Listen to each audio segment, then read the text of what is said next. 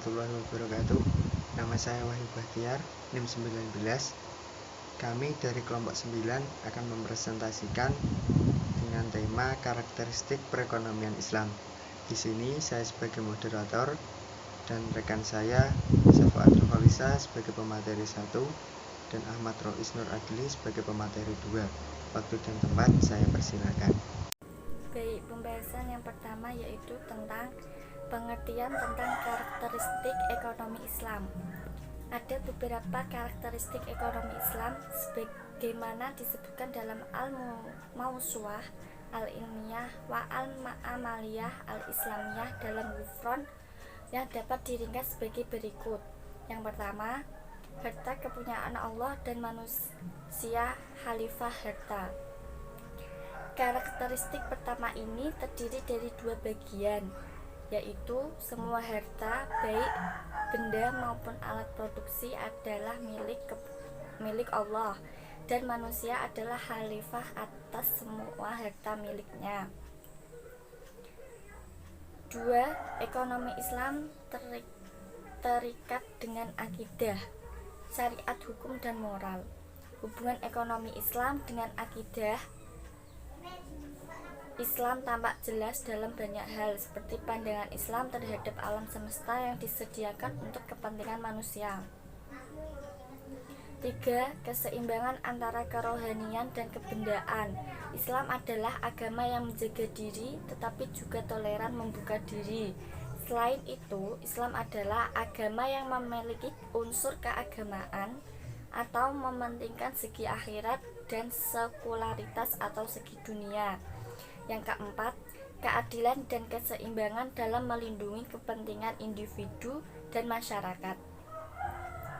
Arti keseimbangan dalam sistem sosial Islam adalah tidak mengakui hak mutlak dan kebebasan mutlak, tetapi mempunyai batasan-batasan tertentu, termasuk dalam bidang hak milik. 5. Bimbingan konsumsi. Dalam konsumsi, Islam mempunyai pedoman untuk tidak melampaui batas yang dibutuhkan oleh tubuh dan tidak melampaui batas-batas makanan yang dihalalkan. 6. Petunjuk investasi. Kriteria atau standar dalam menilai proyek investasi memandang ada 5 kriteria yang sesuai dengan Islam untuk dijadikan pedoman dalam menilai proyek investasi. Yang ketujuh ialah zakat. Zakat adalah sedekah yang diwajibkan atas harta seorang muslim yang telah memenuhi syarat, bahkan ia merupakan rukun Islam yang ketiga. 8. Larangan riba. Islam telah melarang segala bentuk riba, karenanya itu harus dihapuskan dalam ekonomi Islam. Pelarangan riba secara tegas ini dapat dijumpai dalam Al-Quran dan hadis. 9. Pelarangan woror. Ajaran Islam melarang aktivitas ekonomi yang mengandung woror. Woror adalah sesuatu yang dengan karakteristik tidak diketahui sehingga menjual hal ini adalah seperti perjudian. 10. Pelanggaran yang haram. Dalam ekonomi Islam, segala sesuatu yang dilakukan harus halalan thayyiban, yaitu benar secara hukum Islam dan baik dari perspektif nilai dan sesuatu yang jika dilakukan akan menimbulkan dosa.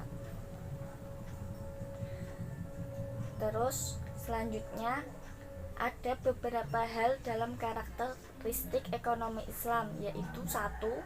Tujuan ekonomi Islam.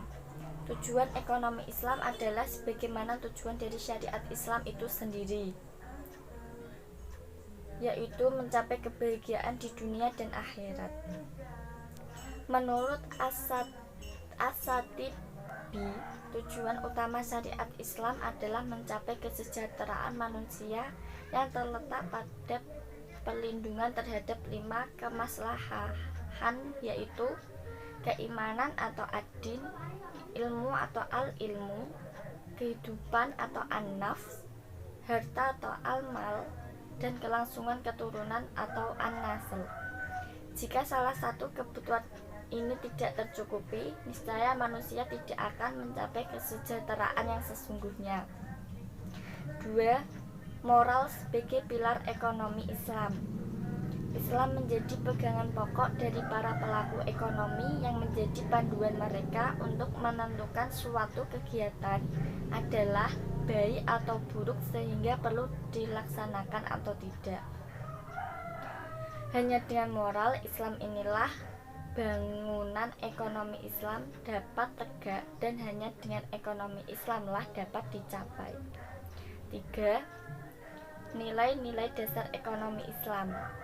Nilai-nilai ini sebagai normatif dari ekonomi Islam yang berfungsi mewarnai atau menjamin kualitas perilaku ekonomi setiap individu. Semisal, kita orang Islam membayar zakatnya namun diikuti dengan kata-kata yang menyakitkan hati penerima zakat, maka amalan zakat tersebut tidak dinilai ibadah atau mendapatkan imbalan di hadapan Allah. 4. Prinsip-prinsip ekonomi Islam. Prinsip ekonomi dalam Islam merupakan kaidah-kaidah pokok yang membangun struktur atau kerangka ekonomi Islam yang digali dari Al-Quran dan As-Sunnah. Keberadaan prinsip dan nilai ekonomi merupakan dua hal yang tidak dapat dipisahkan. Implementasi prinsip ekonomi tanpa diwarnai oleh nilai ataupun nilai tanpa prinsip dapat menjauhkan manusia dari tujuan hidupnya, yaitu falah. 5. Basis kebijakan ekonomi Islam. Moralitas Islam sebagaimana dikemukakan di atas dapat membawa pada perwujudan falahnya jika terdapat basis kebijakan yang mendukung sebagai suatu keharusan. Sebagai sebuah basis, maka eksistensi hal-hal di bawah ini mutlak harus diusahakan, sebab jika tidak maka akan mengganggu optimalitas dan efektivitas implementasi ekonomi Islam. Baik, itu materi dari saya, bisa dilanjutkan ke materi berikutnya. Saya akan meneruskan materi dari teman saya Syafaatun Khalisah. B. Pengertian paradigma. Paradigma merupakan istilah yang dipopulerkan oleh Thomas Kuhn dalam karyanya The Structure of Scientific Revolution. Paradigma di sini diartikan Thomas Kuhn sebagai kerangka referensi atau pandangan dunia yang menjadi dasar keyakinan atau pijakan suatu teori. Dengan pengertian itu, paradigma sistem ekonomi Islam ada dua, yaitu 1. Prinsip atau al-mabda, yaitu akidah Islamiyah yang menjadi landasan pemikiran, al-qaidah fikriyah bagi segala pemikiran Islam seperti sistem ekonomi Islam. 2. Dasar atau al-asas, yaitu sejumlah kaidah umum dan mendasar dalam syariah yang lahir dari akidah Islam, yang secara khusus menjadi landasan bangunan sistem ekonomi Islam. Asas-asas ini terdiri dari 3 dasar atau pilar, yaitu 1. Kepemilikan, 2. Pemanfaatan kepemilikan, 3. Distribusi kekayaan kepada masyarakat melalui mekanisme syariah. Dalam sistem ekonomi Islam, 3 dasar tersebut harus terkait dengan syariah Islam, sebab segala aktivitas manusia, termasuk juga kegiatan ekonomi, wajib terikat atau tunduk kepada syariah Islam sesuai kaidah uslu fil af al-taqiyu bil al-hukm al-syar'i atau prinsip dasar mengenai perbuatan manusia adalah wajib terikat dengan syariah Islam. Sekularisme ini pula yang mendasari paradigma cabang kapitalisme lainnya, yaitu paradigma yang berkaitan dengan kepemilikan, pemanfaatan, dan distribusi kekayaan barang dan jasa kepada masyarakat. Semuanya dianggap lepas atau tidak boleh disangkut pautkan dengan agama. 1. Kepemilikan berdasarkan sekularisme yang menafikan peran agama dalam ekonomi. Maka, dalam masalah kepemilikan, kapitalisme memandang bahwa asal-usul adanya kepemilikan suatu barang adalah terletak pada nilai manfaat yang melekat pada barang itu, yaitu sejauh mana ia dapat memuaskan kebutuhan manusia. 2. Pemanfaatan kepemilikan. Kapitalisme tidak membuat batasan tata caranya, dan tidak ada pula batasan jumlahnya, sebab pada dasarnya sistem ekonomi kapitalisme adalah cermin dari paham kebebasan di bidang pemanfaatan hak milik. Sedangkan ekonomi Islam menetapkan adanya batasan tata cara, tapi tidak membatasi jumlahnya. Seorang muslim boleh memiliki harta berapa saja sepanjang diperoleh dan dimanfaatkan sesuai syariah Islam. 3. Distribusi kekayaan. Kapitalisme menyerahkan kepada mekanisme pasar, yaitu melalui mekanisme harga keseimbangan yang terbentuk akibat interaksi penawaran dan permintaan. Harga berfungsi secara informasional, yaitu memberi informasi kepada konsumen mengenai siapa yang mampu memperoleh atau tidak memperoleh suatu barang atau jasa. Mekanisme syariah ini terdiri dari mekanisme ekonomi dan mekanisme non-ekonomi. Mekanisme ada dua, yaitu satu mekanisme ekonomi adalah mekanisme melalui aktivitas ekonomi yang bersifat produktif, berupa berbagai kegiatan pengembangan harta dalam akad-akad muamalah dan sebab-sebab kepemilikan. Mekanisme ini misalnya ketentuan syariah yang memperbolehkan manusia bekerja di sektor pertanian, industri, dan perdagangan, memberikan kesempatan berlangsungnya pengembangan harta melalui kegiatan investasi sebagai dengan syariah iman, mudharabah, dan sebagainya. 2. Yaitu mekanisme non-ekonomi adalah mekanisme yang berlangsung tidak melalui aktivitas ekonomi yang produktif, tetapi melalui aktivitas non-produktif. Misalnya dengan jalan pemberian sedekah, zakat, dan lain-lain, atau warisan. Mekanisme non-ekonomi dimaksudkan untuk melengkapi mekanisme ekonomi, yaitu untuk mengatasi distribusi kekayaan yang tidak berjalan sempurna jika hanya mengandalkan mekanisme ekonomi semata. Selanjutnya, paradigma juga disebut sebagai serangkaian pandangan yang menghubungkan suatu yang idealisme, yang abstrak dengan gambaran praktik, yang dalam hal ini paradigma ekonomi Islam mencerminkan suatu pandangan dan perilaku yang mencerminkan pencapaian falah. Selanjutnya akan disampaikan oleh rekan saya, Ahmad Rois Nur Adli. Silakan. Assalamualaikum warahmatullahi wabarakatuh. Di sini saya akan melanjutkan tentang pembahasan dari materi kelompok kami, yaitu poin C, pengertian filosofis ekonomi Islam. Islam adalah agama yang universal dan komparatif. Universal berarti bahwa Islam diperuntukkan bagi seluruh umat manusia di muka bumi dan dapat diterapkan dalam setiap waktu dan tempat sampai akhir zaman. Komprehensif artinya bahwa Islam mempunyai ajaran yang lengkap dan sempurna, yang disebut kesempurnaan ajaran Islam. Dikarenakan Islam mengatur seluruh aspek kehidupan manusia, tidak saja aspek spiritual, tetapi juga aspek muamalah yang meliputi ekonomi, sosial, politik, hukum, dan sebagainya. Filsafat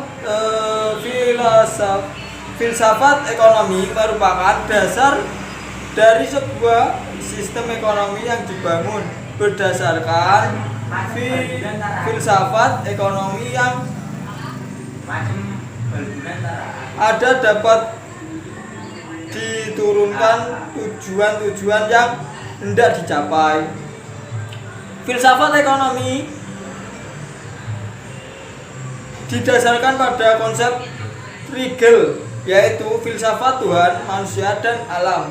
Kunci filsafat ekonomi Islam terletak pada manusia dengan Tuhan, alam, dan manusia lainnya. Sebagai di atas disebut,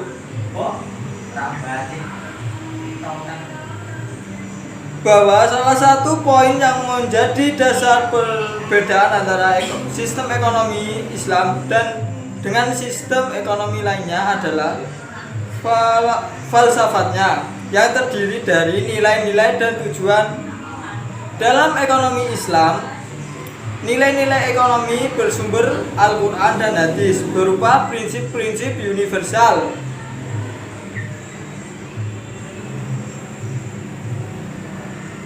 Di saat sistem ekonomi Islam banyak berfokus pada hukum dan sebab akibat dari suatu kegiatan ekonomi, Islam lebih jauh membalas nilai-nilai dan etika yang terkandung dalam setiap kegiatan ekonomi tersebut. Nilai-nilai inilah yang selalu mendasari setiap kegiatan dasar ekonomi. Dasar syariah. Dasar syariah membimbing aktivitas ekonomi sehingga sesuai dengan kaidah-kaidah syariah. Sedangkan akhlak membimbing aktivitas ekonomi manusia agar senantiasa melepaskan moralitas, mengedepankan moralitas dan etika untuk mencapai tujuan. Poin yang D ini dijelaskan bahwa dalam pandangan Islam, segala sesuatu ada kedudukan baik di hadapan Allah Subhanahu wa taala dan Rasulnya maupun di hadapan manusia sendiri. Demikian pula dengan harta, kedudukan harta dalam pandangan Islam itu ada 4. Yang pertama, sebagai amanah. Harta merupakan titipan atau amanah dari Allah Subhanahu wa taala kepada kita. Oleh sebab itu, kita harus menggunakannya dengan baik dan tidak melalaikan kita dari mengingat Allah Subhanahu wa taala serta melanggar ketentuan Allah Subhanahu wa taala. Yang kedua,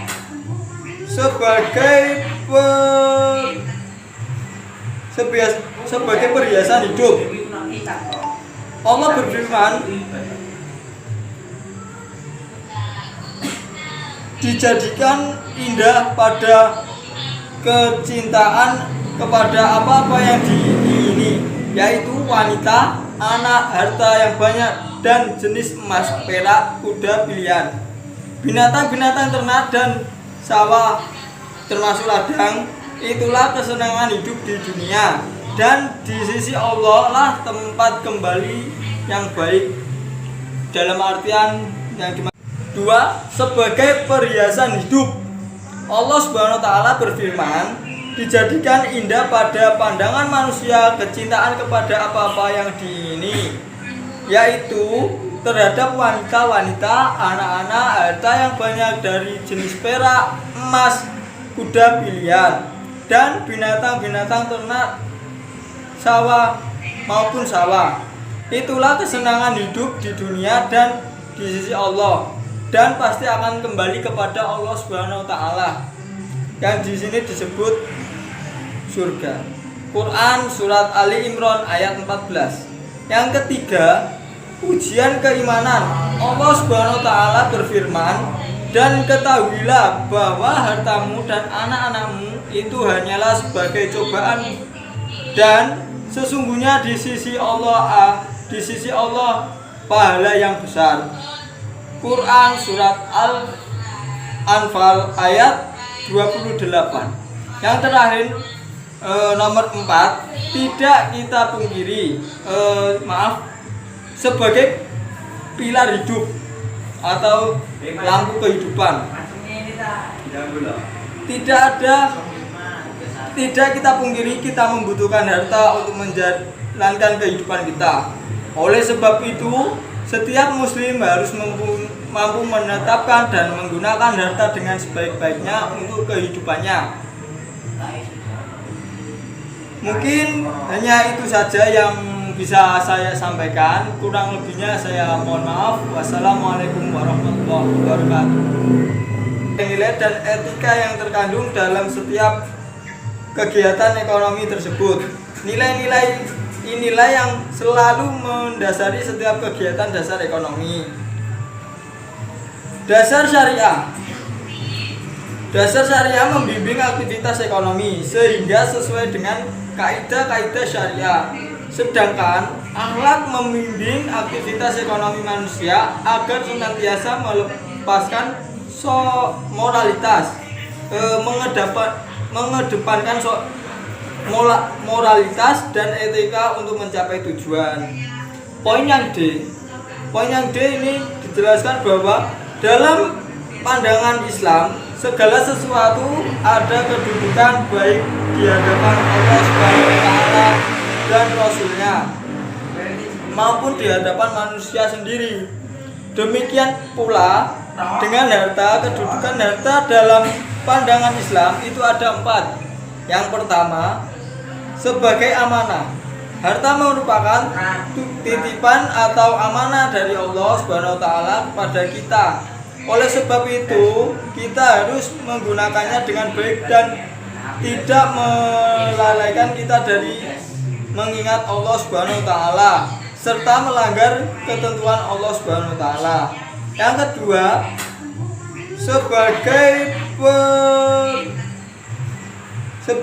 sebagai perhiasan hidup. Allah berfirman, dijadikan indah pada kecintaan kepada apa-apa yang diingini, yaitu wanita, anak, harta yang banyak, dan jenis emas, perak, kuda pilihan, binatang-binatang ternak dan sawah termasuk ladang. Itulah kesenangan hidup di dunia, dan di sisi Allah lah tempat kembali yang baik. Dalam artian yang dua, sebagai perhiasan hidup.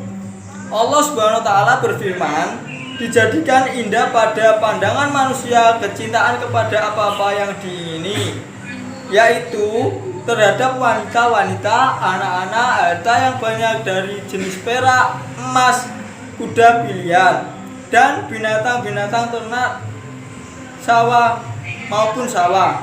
Itulah kesenangan hidup di dunia dan di sisi Allah, dan pasti akan kembali kepada Allah Subhanahu wa taala.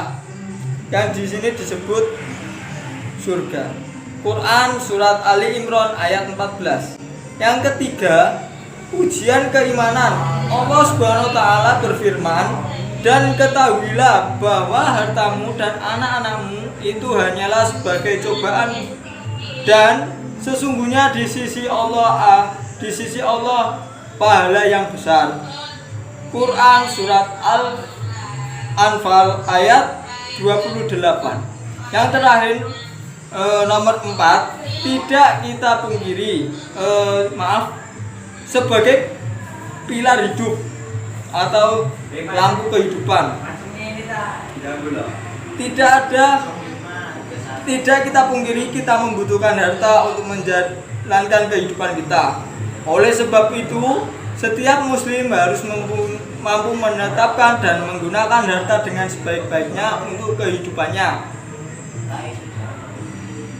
Mungkin hanya itu saja yang bisa saya sampaikan. Kurang lebihnya saya mohon maaf. Sekian presentasi dari kelompok kami. Kurang lebihnya kami mohon maaf sebesar-besarnya. Assalamualaikum warahmatullahi wabarakatuh.